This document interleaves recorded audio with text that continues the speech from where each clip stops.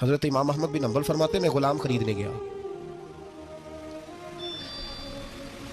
اس نے میرے ساتھ شرط رکھی کہ حضور آپ مجھے خرید کے لے جانے ہیں، میری شرط یہ ہے کہ میں دن کو آپ کی ڈیوٹی کروں گا، رات کو نہیں کروں گا۔ فرماتے میں لے آیا، گھر لا کے میں نے پوچھا تیرا نام کیا ہے؟ کہنے لگا حضور غلاموں کا نام نہیں ہوتا۔ کھائے گا کیا؟ حضور غلاموں کی چاہت نہیں ہوتی، جس نام سے پکارو گے آ جاؤں گا، جو دو گے کھا لوں گا۔ کہا کس کمرے میں رہو گے؟ کہا حضور غلاموں کے نخرے نہیں ہوتے۔ کہتے میں نے کہا پھر بھی یہ کمرے ہیں، پسند کر لو۔ ایک ٹوٹا پھوٹا سا کمرہ اس نے پسند کر لیا۔ امام احمد بن حنبل فرماتے میں اسے کام بتاتا پر اتنی محنت سے کرتا کہ کمال کر دیتا، میرے اشارے سمجھتا۔ ایک دن میں تہجد کے وقت اٹھا، اس کے کمرے میں گیا تو وہ توبہ توبہ پکار رہا تھا۔ سنو ولیوں کی توبہ، فرماتے اس کے کمرے سے چیخنے کی، یا اللہ معاف کر دے، یا اللہ معاف کر دے، اللہ معافی دے دے، تڑپ رہا ہے، رو رہا ہے۔ اور امام احمد بن حنبل فرماتے ہیں حال یہ ہے کہ اس کے کمرے سے لے کر آسمان تک نور ہی نور پھیلا ہوا ہے، نور ہی نور، اور وہ روتا ہے یا اللہ معاف کر دے، یا اللہ معاف کر دے۔ فرماتے میں سوچنے لگا معافی کس چیز کی مانگ رہا ہے؟ فرماتے وہ خود ہی بولا، اور معافی دیکھو بھائی، توبہ دیکھو اللہ والوں کی۔ کہنے لگا اے اللہ میں تیرا بندہ ہوں، تو نے زندگی دی، نعمت دی، آنکھیں دی، کان دیے، سانسیں چلائیں، بغیر مانگے سارا کچھ دیا۔ چاہیے تو یہ تھا کہ میں دن رات تیری بارگاہ میں جھکا رہتا، پر مجھے معاف کر دے۔ میرے اوپر امام احمد بن حنبل کے بھی حقوق ہے، میرے مالک کا بھی حق ہے، اس لیے میں دن سارا عبادت نہیں کر سکتا، بس 5 نمازیں پڑھ سکتا ہوں، رات میں جاگتا رہتا ہوں تیرے حضور۔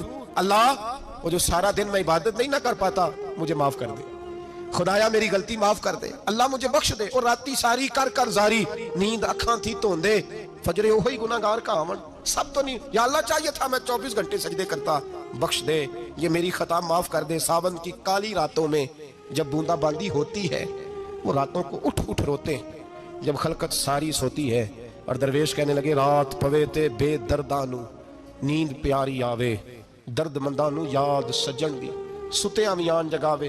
یا اللہ معاف کر دے، میں سارا دن سجدے نہیں کر پاتا، سارا دن لمبی نہ معافی دے دے، یہ توبہ ہے اللہ والوں کی۔ امام احمد بن حنبل فرماتے ہیں فجر کے وقت وہ میرے ساتھ مسجد گیا، میں نے اس کا چہرہ دیکھا، میں اس کو کونے میں لے گیا، میں نے کہا جا تو اللہ کی رضا کے لیے آزاد ہے، جا میں اپنے حق معاف کرتا ہوں، مکان تیرے پاس رہے گا، کھانا تجھے ملے گا، تو آزاد ہے۔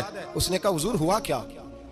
ہوا کیا؟ ہماری تو خواہش ہے نا کہ بندہ اس وقت ملنے آئے جب میں تسبیح پڑھ رہا ہوں، کوئی اس وقت گھر پہنچے جب میں سجدے میں ہوں، لوگوں کو پتا چلے بڑا نیک ہے، بڑا نمازی ہے، اس وقت کسی کی نظر پڑے جب میں بالکل قرآن پاک پہ بیٹھا ہوں۔ فرماتے ہیں جب میں نے کہا نا تو آزاد ہے، تو کہنے لگا حضور کیا ہوا؟ فرمانے لگے رات میں نے تیری توبہ دیکھ لی ہے، توبہ دیکھ لی۔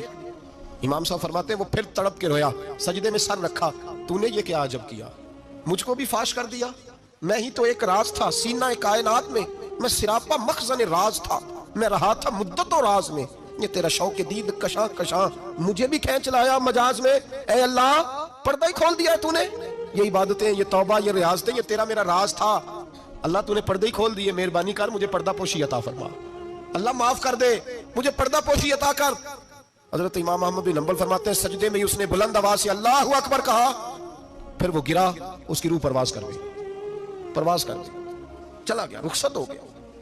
یہ عاشق کا جنازہ ہے، ذرا دھوم سے نکلے، محبوب کی گلیوں سے ذرا گھوم کے نکلے۔